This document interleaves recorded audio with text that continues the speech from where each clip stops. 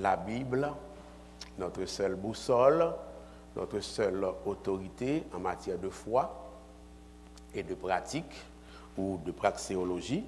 Alors, je vous invite à ouvrir cette Bible, votre arme en tant que guerrier, en tant que soldat du Christ, votre arme suprême.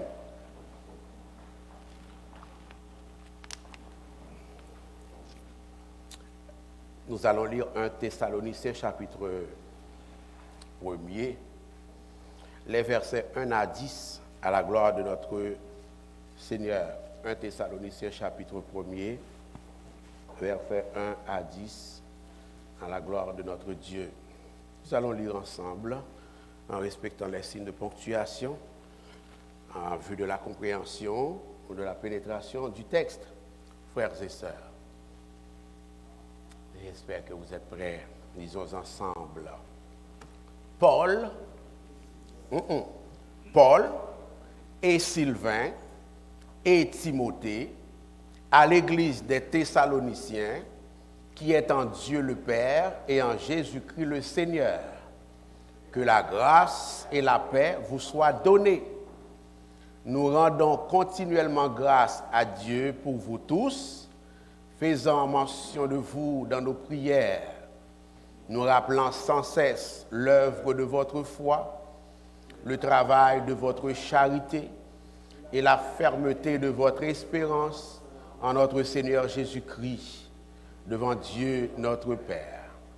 Nous savons, frères bien-aimés de Dieu, que vous avez été élus, notre évangile ne vous ayant pas été prêché en parole seulement, mais avec puissance, avec l'Esprit Saint et avec une pleine persuasion. Car vous n'ignorez pas que nous nous sommes montrés ainsi parmi vous, à cause de vous. Et vous-même, vous avez été mes imitateurs et ceux du Seigneur, en recevant la parole au milieu de beaucoup de tribulations, avec la joie du Saint-Esprit, en sorte que vous êtes devenus un modèle pour tous les croyants de la Macédoine et de l'Achaïe. Non seulement, en effet, la parole du Seigneur a retenti de chez vous dans la Macédoine et dans l'Achaïe, mais votre foi en Dieu s'est fait connaître en tout lieu, de telle manière que nous n'avons pas besoin d'en parler, car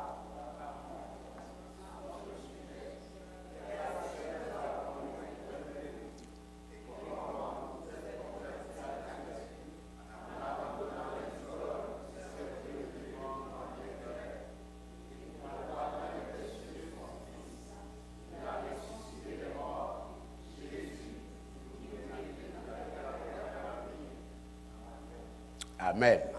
Veuillez vous rasseoir, que le Seigneur bénisse sa parole, frères et sœurs.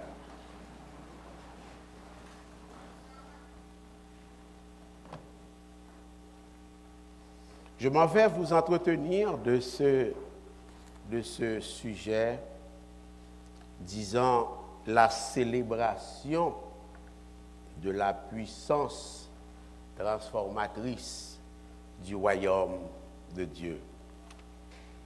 La célébration de la puissance transformatrice du royaume de Dieu. L'apôtre Paul, Saint Paul, ci-devant Saul de Tarse, a commencé à évangéliser la ville de Thessalonique au cours de son voyage, de son deuxième voyage missionnaire. Ce voyage, qui semble-t-il eut lieu autour des années 50 après Jésus-Christ. Fidèle à son habitude, Saint Paul a commencé à évangéliser d'abord dans les synagogues. Parce que dans les synagogues, il savait qu'il avait là ses frères juifs qui, eux, avaient le même arrière-plan historique que lui, la même foi, avant sa conversion. Il pensait être à même de les toucher à partir de cette communauté de vision qu'ils avaient avant la conversion de Paul, de l'Ancien Testament, de Dieu et entre autres du Messie. Chemin faisant, l'évangile a été proclamé avec puissance à Thessalonique, dans la Macédoine. Quand on dit à Thessalonique, on dit par le fait même dans la Macédoine, dans la mesure où Thessalonique était une ville de la province romaine qui est Macédoine. Et il y a une petite communauté, une jeune communauté ecclésiale qui a été fondée à la faveur de l'évangélisation de Paul, accompagnée vraisemblablement de quelques autres serviteurs, dont Sylvain et le fils spirituel de l'apôtre Paul, en l'occurrence le pasteur Timothée. Et après un certain temps, quelques mois, un temps relativement significatif de ministère à Macédoine, ou plus précisément dans le cas qui nous préoccupe, à Thessalonique, l'apôtre Paul a fait l'objet de violentes persécutions à Thessalonique. Et je ne saurais rentrer dans les détails de ces persécutions avec vous, mais les circonstances liées à ces persécutions l'ont obligé à se retirer de Thessalonique pour se rendre dans un premier temps à Bérée et plus tard à Athènes. De Athènes étant, le ministère à Thessalonique tenait tellement Paul à cœur qu'il a jugé bon d'envoyer le pasteur Timothée à Thessalonique, de le faire retourner à Thessalonique pour s'enquérir de la vie de cette jeune communauté ecclésiale que représente la communauté thessalonicienne. Et lorsque Paul a renvoyé pasteur Timothée à Thessalonique, entre autres raisons, parce qu'il n'y avait pas juste Paul et ses compagnons de ministère qui faisaient l'objet de persécutions, mais l'église de Thessalonique aussi n'était pas exempte de ces persécutions. Bien entendu, on visait les leaders en premier, mais le peuple thessalonicien aussi a fait l'objet de beaucoup de menaces de toutes sortes. Et c'est la raison pour laquelle Paul envoya pasteur Timothée auprès de ses bien-aimés pour avoir de leurs nouvelles.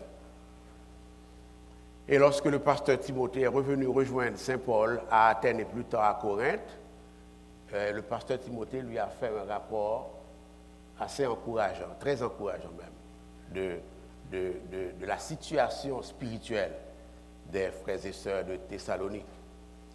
Et c'est en raison, c'est sur la base de ce rapport, de ce compte-rendu que le pasteur Timothée a fait à Paul, que Paul, entre autres raisons, que Paul a poussé par le Saint-Esprit, a décidé de rédiger la première épître de Paul que nous avons en main en ce moment, la première épître de Paul aux Thessaloniciens. Bien entendu, comme vous l'avez déjà remarqué, il y avait d'autres motifs qui ont poussé Paul à écrire cette lettre, y compris des questions importantes que les frères et sœurs de Thessalonique lui posaient aussi sur la foi chrétienne. Alors Paul a écrit cette épître pour, entre autres, faire connaître, pour encourager ce peuple, ces bien-aimés-là, et aussi pour leur faire connaître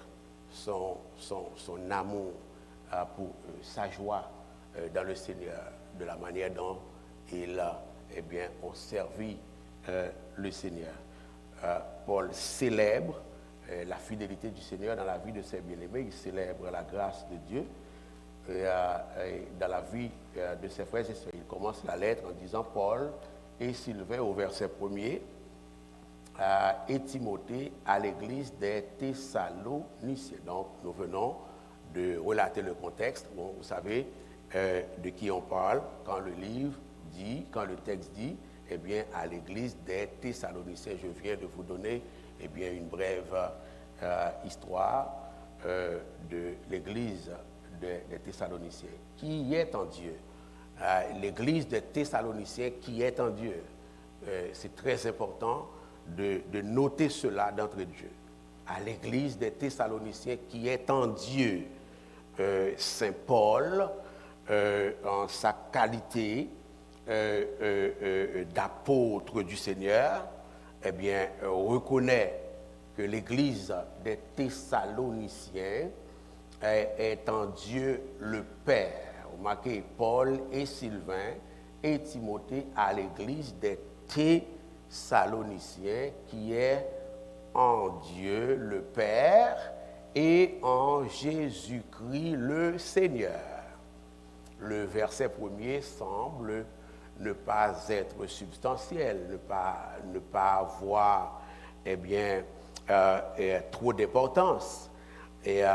Mais non, par rapport au sujet du message, le verset premier a toute son importance. Le verset premier vaut un pesant d'or. Le sujet du message dit la célébration de la puissance transformatrice du royaume de Dieu. Donc, ce que je veux dire, c'est que les chrétiens de Thessalonique, eh bien, sont dans le royaume de Dieu. L'église de Thessalonique fait partie du peuple du royaume de Dieu. C'est là, pasteur Assotti, c'est de là que, eh bien, j'ai formulé le message de cette façon-là en parlant du royaume de Dieu. Être en Dieu et en Jésus-Christ, c'est être dans le royaume de Dieu. Être en Dieu et être en Jésus-Christ, c'est avoir Dieu et Jésus-Christ en soi. Et par le fait même, c'est avoir le royaume de Dieu en soi. Est-ce que l'Église comprend la démarche? Hein? Ils ont le royaume de Dieu. Le peuple de Thessalonique est reconnu comme eh bien, peuple du royaume. Pourquoi, pasteur? Mais ils sont en Dieu, l'initiateur du royaume, le concepteur du royaume, et en Jésus-Christ, eh bien, l'instrument du royaume, le roi eh bien, du royaume, frères et sœurs, mais bien, donc c'est réglé lorsque nous parlons de la puissance transformatrice du royaume. Ce royaume entre dans leur vie, ce royaume qui est descendu des cieux pour venir sur la terre, eh bien, et ce royaume est dans les chrétiens de Thessalonique, eh bien, par la puissance du royaume, par la grâce de Dieu et par la puissance du royaume. Et dans la salutation apostolique étant faite, Saint Paul enchaîne avec les versets 2 à 3, où, eh bien, nous voyons qu'il exprime sa gratitude. Bien important, je n'ai pas un gros message à vous prêcher aujourd'hui. Saint Paul exprime sa gratitude à Dieu. Il exprime sa reconnaissance à Dieu. Suivez la démarche, c'est de ça qu'on va parler. Gratitude à Dieu. Reconnaissance à Dieu. Et il explique brièvement pourquoi il était si reconnaissant envers le Seigneur pour les frères et sœurs de Thessalonique. Nous rendons, dit Saint Paul, lui et ses compagnons de ministère, nous rendons, verset 2 à 3, nous rendons continuellement grâce à Dieu pour vous tous, faisant mention de vous dans nos prières, Paul et les autres saints apôtres, ayant été mis au parfum du progrès que ces bien-aimés font dans l'Évangile, de l'effet transformateur du royaume de Dieu dans leur vie, et Saint Paul célèbre la grâce de Dieu dans la vie de ses bien-aimés frères et sœurs, faisant mention de vous dans nos prières. Verset 3, nous rappelant sans cesse l'œuvre. C'est comme ça Paul écrit. À mesure qu'il avance, il développe sa pensée. À mesure qu'il avance, il précise sa pensée. Nous rendons continuellement grâce à Dieu pour vous tous. Et là, il n'a pas dit encore pourquoi. Vous tous s'entendent les frères et sœurs de Thessalonique. Et il dit de quelle manière, entre autres, il le fait. Il s'émerveille en action de grâce. Il le fait dans ses prières. Faisant mention de vous dans nos prières. Nous rappelant, et là il précise la raison, mais il va le faire davantage dans les versets suivants. Hein? Nous rappelant sans cesse l'œuvre de votre foi. 1. 2. Le travail de votre charité. 3. La fermeté de votre espérance en notre Seigneur Jésus-Christ. Paul se réjouit ensemble avec Timothée et Silas par rapport à ce que la puissance du royaume de Dieu a pu accomplir dans la vie des chrétiens de Thessalonique, frères et sœurs, ces chrétiens qui étaient leur enfant spirituel. Ils rendaient continuellement grâce à Dieu de ce que les Thessaloniciens, les frères et sœurs de l'église de la Macédoine, de Thessalonique, étaient une source de joie pour eux en tant que ministres de l'évangile, frères et sœurs. Et l'action de grâce pour la vie des frères et sœurs de Thessalonique sous la plume de Paul, dans les prières de Paul, dans les témoignages de Paul, n'en manque pas. C'est très récurrent dans le livre en question, frères et sœurs. Incidemment, en 1 Thessaloniciens 3, le verset 9, nous voyons la même chose. Quelle action de grâce, en effet, nous pouvons rendre à Dieu à votre sujet pour toute la joie que nous éprouvons à cause de vous devant notre Dieu. C'est Paul qui écrit, mais c'est le Saint-Esprit qui parle à travers Paul. Le Saint-Esprit ne saurait rendre des actions de grâce à Dieu, car le Saint-Esprit est Dieu. C'est pas ça la leçon. La leçon, c'est que le ciel est dans la joie par rapport à la transformation que le royaume de Dieu opère dans la vie des enfants du royaume. Est-ce qu'on est là, frères et sœurs?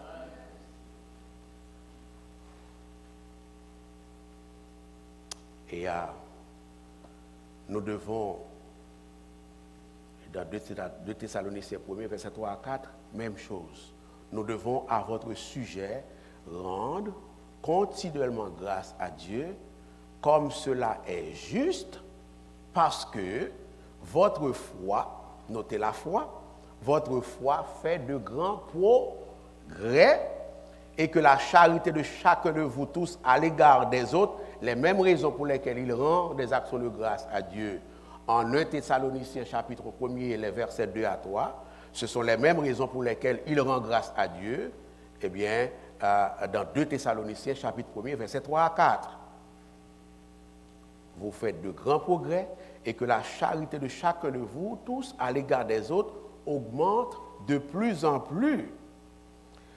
Frères et sœurs, avant que je prêche, laissez-moi vous dire que Dieu est content quand notre charité augmente. Je vous dis, je n'ai pas un gros message à vous prêcher. Je viens vous dire que Dieu prend note de quand votre foi augmente, de quand votre charité augmente et de quand votre espérance augmente dans le royaume de Dieu. Ça va? Dieu le sait, il n'est pas insensible à cela et il vous donne son Saint-Esprit pour y parvenir. Et quand cela arrive, eh bien, il est content avec vous. Ça va, l'Église? Aussi, dit Saint Paul, nous glorifions-nous de vous, c'est-à-dire nous sommes fiers de vous, c'est ça que ça veut dire ici. Nous glorifions-nous de vous dans les églises de Dieu à cause de votre persévérance et de votre foi au milieu de toutes vos persécutions, et des tribulations que vous avez à supporter, frères et sœurs. Donc, à la lumière de tous ces passages, nous comprenons, frères et sœurs, qu'il y avait 3 faits, 3 évidences.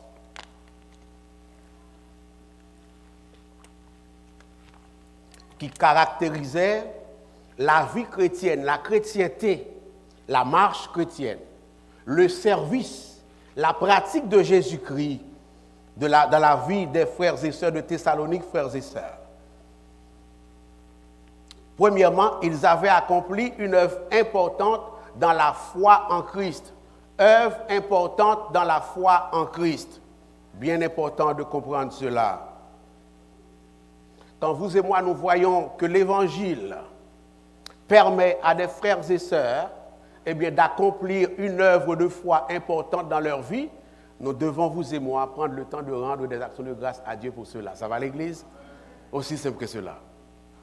Paul ne prie pas ici parce que les bien-aimés voulaient s'acheter une maison, ils ont été capables de le faire. Paul ne prie pas parce qu'ils ont réussi des examens de baccalauréat ou autres. Paul ne prie pas parce qu'ils étaient malades, ils sont guéris. Bien sûr, je n'ai aucun doute qu'il doit l'avoir fait ailleurs. Mais ici, le motif d'action de grâce, c'est une question de puissance transformatrice, les effets transformateurs du royaume de Dieu dans la vie de ses frères et sœurs. Est-ce que l'Église est là? Et pour Paul, ce n'est pas rien. Pour Paul, ce n'est pas rien. Le terme œuvre de foi, j'y reviendrai, mais rapidement. Le terme œuvre de foi traduit l'engagement des frères et sœurs de Thessalonique, leur engagement dans des œuvres de sainteté, leur engagement dans des œuvres de justice, frères et sœurs, et cela pour la plus grande gloire de Dieu. C'est ce qu'on entend ici par l'œuvre de votre foi, la pratique de la foi, les gestes de foi, les gestes qui rendent la foi visible. Est-ce que l'Église est là? Parce que la foi est invisible. On ne voit pas la foi. Mais ici, il parle de l'œuvre, c'est-à-dire le travail de votre foi, l'évidence de votre foi, les faits concrets démontrant votre foi. Est-ce qu'on est là, frères et sœurs? Paul est heureux de cela et il rend grâce à Dieu pour cela. Il prend le temps de le mentionner, l'œuvre de votre foi. Et la raison pour laquelle les croyants de Thessalonique, ils accomplissaient des bonnes œuvres, eh bien cela tient au fait que Dieu les a transformés, que Dieu a changé leur vie. Ils ont reçu le royaume de Dieu, et quand le royaume est entré dans leur cœur, dans leur vie, mais leur vie a été transformée. Dieu les a rendus capables, de pratiquer l'œuvre de la foi. Deuxièmement, Paul dit que les frères et sœurs de Thessalonique accomplissaient le travail de leur amour pour Christ. Le travail de leur amour pour Christ consistait, frères et sœurs, à aimer Dieu et à servir Dieu. Le travail de l'amour des frères et sœurs de Thessalonique consistait non seulement à aimer Dieu et à servir Dieu, mais le travail de leur amour consistait également à les transformer, à faire en sorte qu'ils soient capables d'aimer les croyants et les incroyants. Ce travail est évident dans la vie de ses frères et sœurs parce que le royaume est dans leur cœur, parce que le royaume est au centre de leur vie, parce que le royaume est dans leur esprit, parce que Dieu est central. Et là où rentre le royaume, les vies sont transformées, frères et sœurs.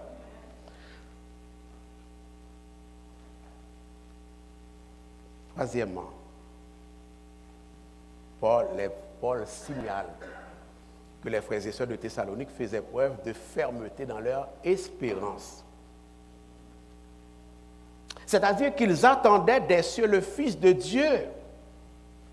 Ici, il est question de l'espérance de voir la gloire future de Jésus-Christ lorsque Jésus ferait son apparition, frères et sœurs. L'expression « la fermeté de votre espérance » ici évoque l'idée de persévérance, l'idée d'endurance, frères et sœurs. Paul est en train de dire, je bénis le nom du Seigneur, je suis reconnaissant envers le Seigneur, je rends grâce envers le Seigneur, je m'émerveille devant le Seigneur en action de grâce dans la prière, parce que la persécution ne vous a pas amené à renoncer à la foi chrétienne. Tout simplement. La persécution ne les a pas amenés. Les obstacles, les temps difficiles, les temps de noirceur, les temps de ténèbres n'ont pas amené les chrétiens de Thessalonique à lâcher Dieu. Et pour Paul, c'est un sujet d'action de grâce. Est-ce qu'on est là, frères et sœurs?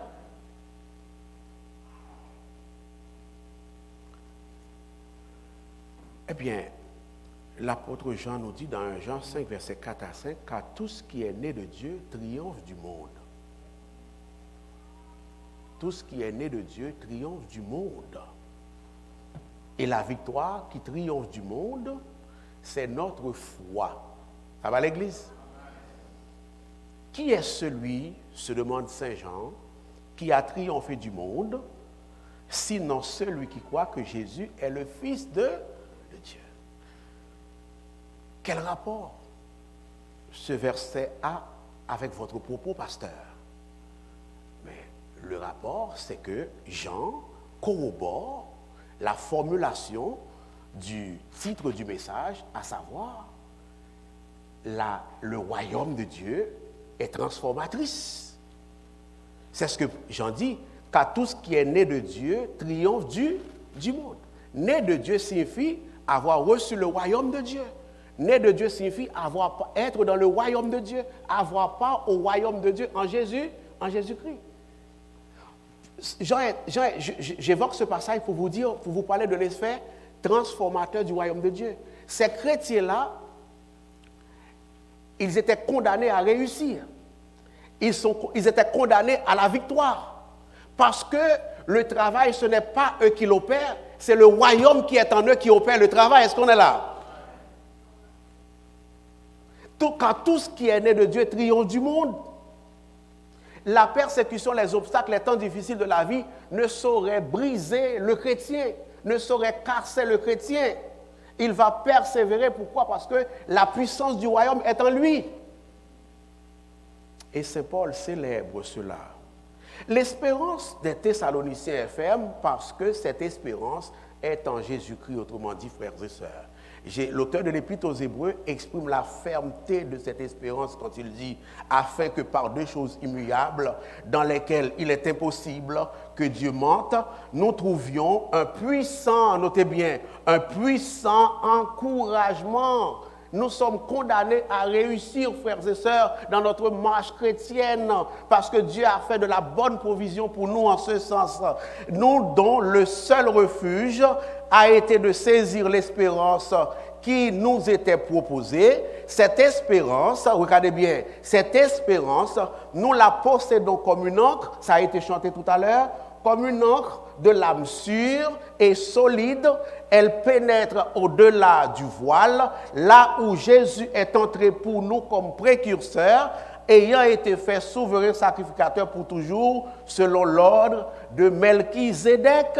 Autrement dit, frères et sœurs, le contexte même nous dit que les deux choses immuables sont la résolution de Dieu et le serment de Dieu. Je répète, les deux choses immuables sont la résolution de Dieu et le serment de Dieu. Et ce sont ces deux choses-là qui font en sorte que l'espérance des chrétiens de Thessalonique, votre espérance à vous, mon espérance à moi, en l'évangile, ne saurait changer, frères et sœurs. Est-ce qu'on est là?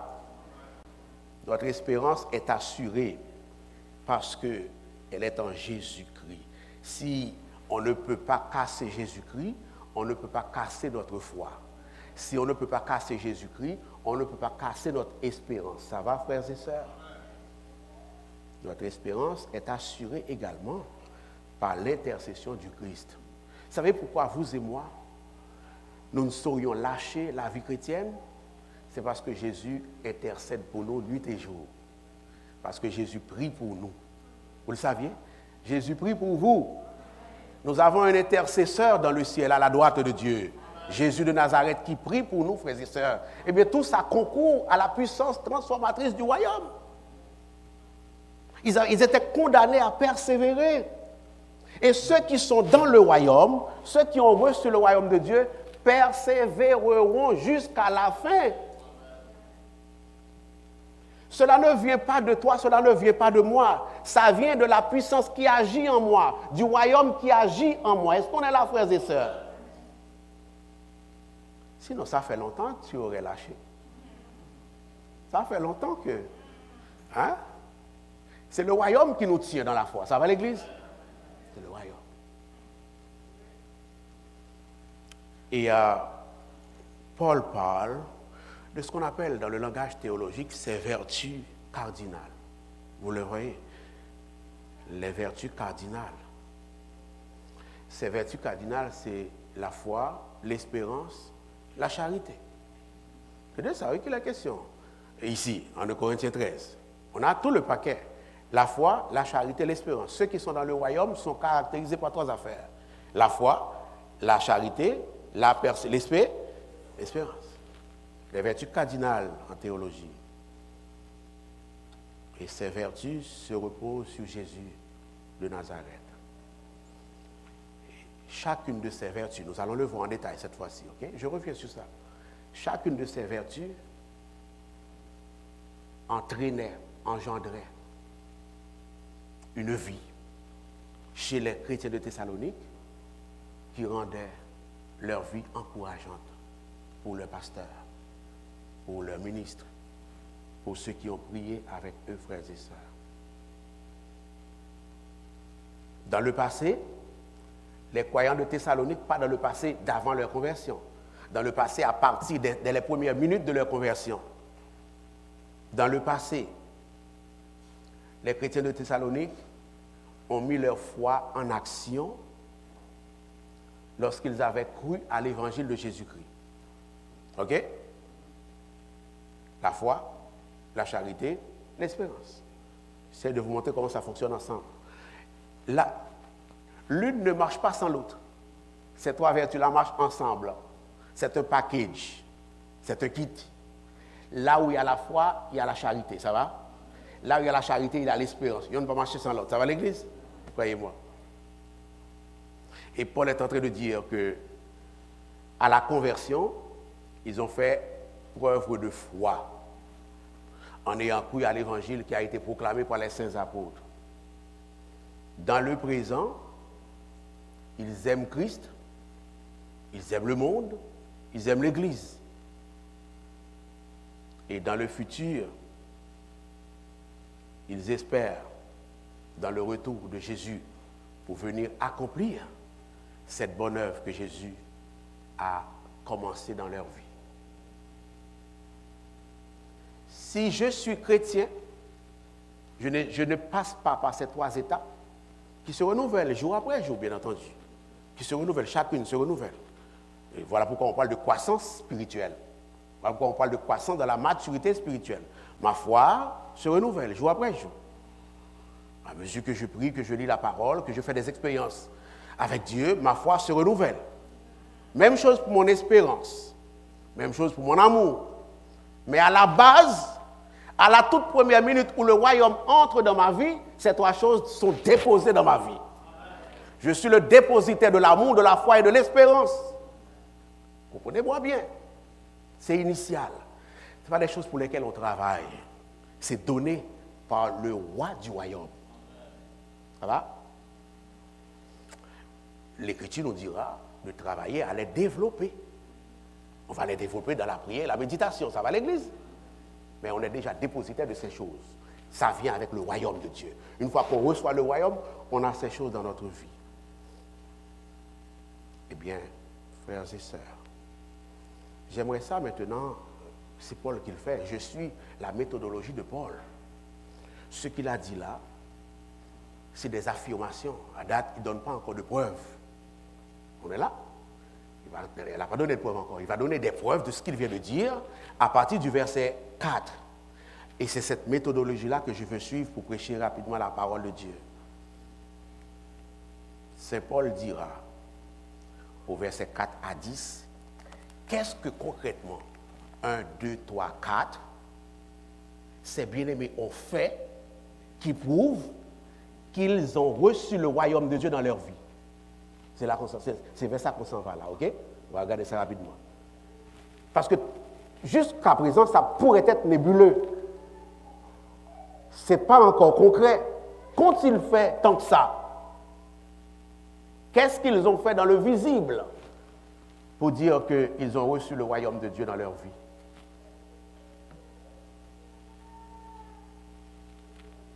Premièrement, la manière dont ils ont réagi à la prédication apostolique. Ça va? On est ensemble. La manière dont les frères et sœurs de Thessalonique ont réagi à l'évangile prêché par les saints apôtres est une évidence du fait qu'ils ont le royaume de Dieu dans leur... Verset 4. Verset 4. Nous savons, frères bien-aimés de Dieu, que vous avez été élus. Notre évangile, ne vous ayant pas été prêché en parole seulement, mais avec puissance, avec l'Esprit Saint et avec une pleine persuasion, car vous n'ignorez pas que nous nous sommes montrés ainsi parmi vous à cause de vous. Nous savons, bien-aimés de Dieu, que vous avez été élus, que vous êtes membres du royaume de Dieu, que le royaume est en vous et que vous êtes dans le royaume. Nous le savons, dit Saint Paul. Nous savons ici, c'est nous voyons. Nous savons ici, c'est nous constatons, nous reconnaissons, nous admettons que vous êtes dans le royaume de Dieu. Nous comprenons que vous êtes dans le royaume de Dieu, de par ce que Paul voit. Ça va l'église? De par ce que Paul voit dans la vie de ces bien-aimés-là. Nous réalisons que Dieu vous a choisi.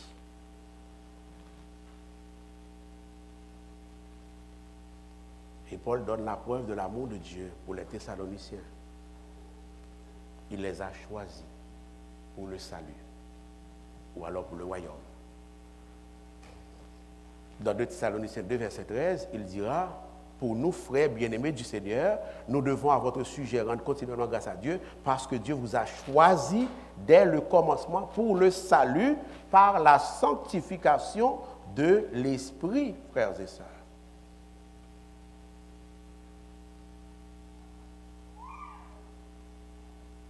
Une autre façon dont Paul va parler de la puissance transformatrice du royaume dans la vie de ses bien-aimés, c'est la manière dont ils réagissent à l'œuvre de Dieu. Comment ils réagissent à l'œuvre de Dieu, leur réaction par rapport au message. Paul dit au verset 5, notre évangile ne vous a pas été prêché en parole seulement, mais avec puissance, avec l'Esprit Saint et avec une pleine persuasion. Paul prêcha au milieu d'eux. Paul leur partage à la parole et non des opinions et des philosophies. Et pour Paul, c'est une preuve que Dieu les a choisis pour le royaume. Le message de Paul était empreint de puissance. C'est l'Esprit Saint, dit Paul, en personne, qui a œuvré à la transformation du cœur des frères et sœurs de Thessalonique, frères et sœurs. Paul et ses compagnons ont non seulement prêché un message convaincant, mais également, comme Paul le dit au verset 5, ils ont vécu en conformité avec ce message. Et cela a facilité aussi l'adhésion des chrétiens de Thessalonique à ce saint message évangélique, frères et sœurs. Il y a un autre fruit remarquable, très perceptible de la puissance transformatrice du royaume de Dieu, encore, frères et sœurs, dans la vie des frères et sœurs de Thessalonique. C'est le verset 6 qui nous informe de cela. C'est que le royaume les a façonnés, le royaume les a transformés, le royaume les a travaillés, de telle sorte qu'ils devinrent les imitateurs des saints apôtres, les imitateurs de Paul et de ses compagnons.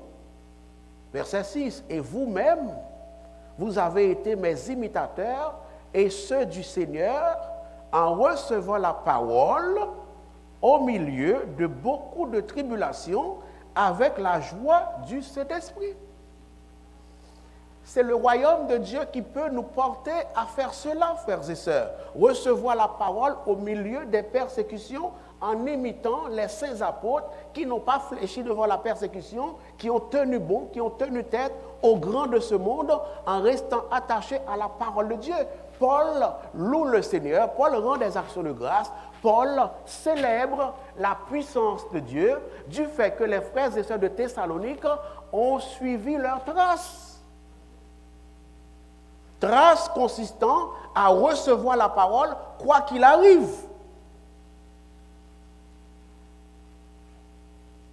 De sorte que les Thessaloniciens n'ont pas perdu leur joie.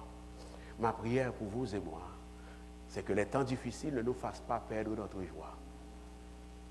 Et si telle est là notre prière l'un pour l'autre, les uns pour les autres, quand nous remarquons que cela arrive, eh bien Dieu nous invite à rendre grâce pour cela. On est d'accord avec ça? Parfois, c'est plus facile de voir les gens qui abandonnent l'Église. Pas en termes de changer d'Église, ok?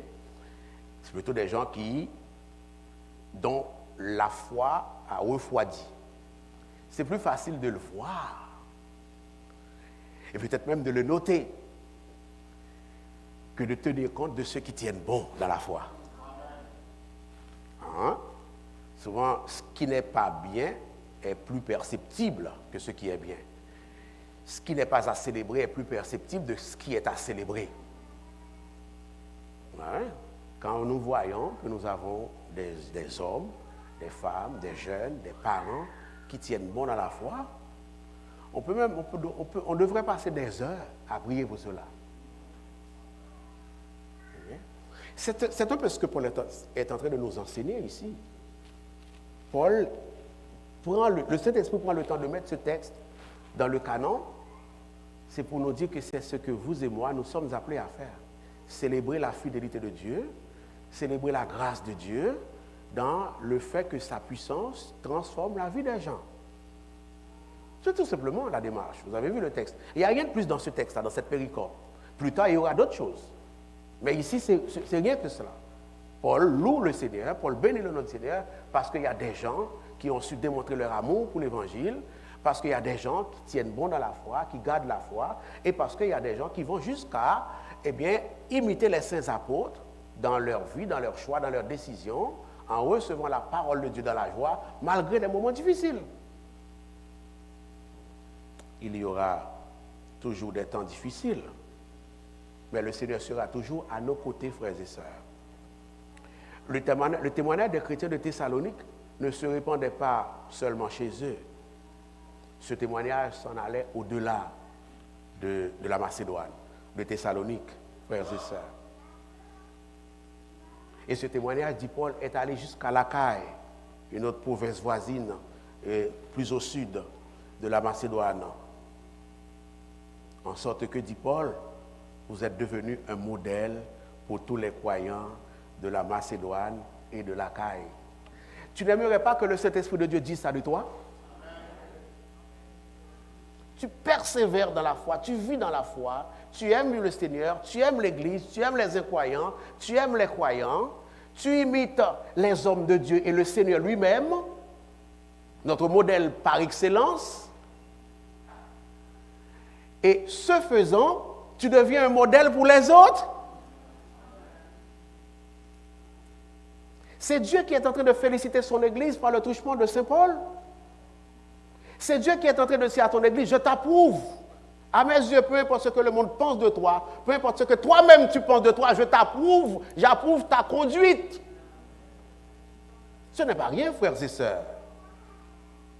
Vous et moi, nous n'aimons pas des félicitations, mais c'est Dieu qui félicite l'Église ici. Bien au-delà de l'action de grâce de Saint Paul, il faut voir le Saint-Esprit de Dieu qui dit à son peuple, eh bien, mon enfant, mes enfants, vous faites ça bien. Ils sont devenus des imitateurs des autres frères et sœurs. Ils sont l'objet d'imitation. Le verset 8 nous donne, n'oubliez pas, je parlais d'actions concrètes qui témoignent de la foi, de l'amour et de l'espérance. N'oubliez pas cela. Le pasteur n'est pas perdu. Hein?